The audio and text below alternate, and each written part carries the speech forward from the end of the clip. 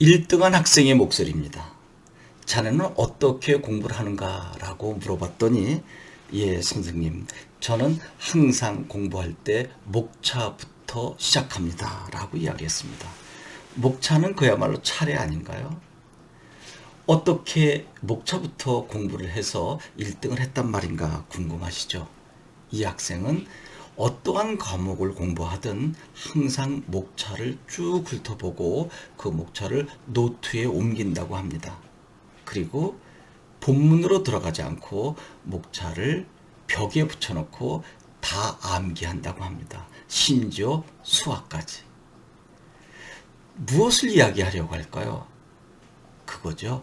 큰 골격을 잡고 시작하는 것입니다. 큰 틀을 잡는 것입니다. 그야말로 기둥을 단단하게 세워놓고 세부 항목으로 들어가는 거죠.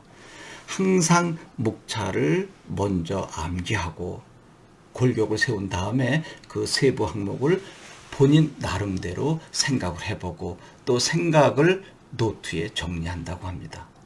그런 다음에 목차에 해당되는 세부 항목을 교과서에서 또는 참고서에서 꼼꼼하게 읽어가는 거죠.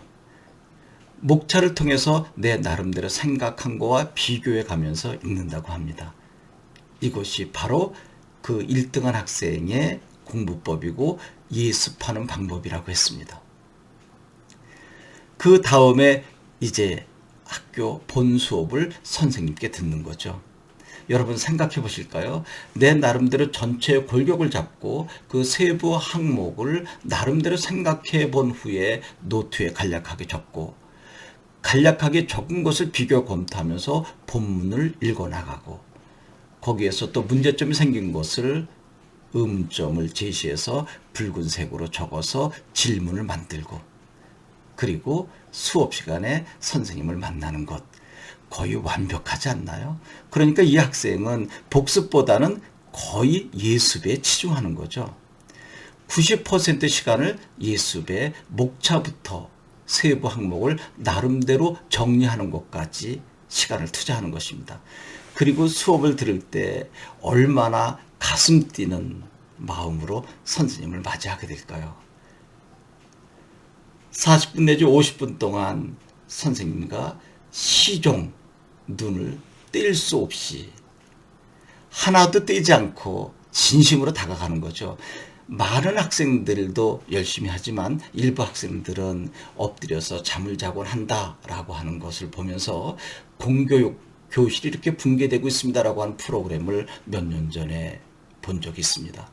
그런데 이 학생은 완벽하게 예습을 해서 또 자기가 궁금한 것을 메모한 것 선생님께 질문하면서 수업에 임했을 때 선생님은 얼마나 행복하실까요?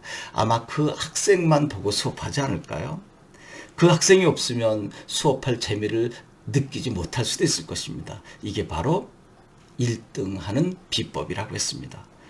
그러니까 목차를 보고 세부 항목을 나름대로 생각을 하고 그것을 메모한 후에 교과서를 검토해 가면서 읽으면 90%는 다 이해되지 않을까요?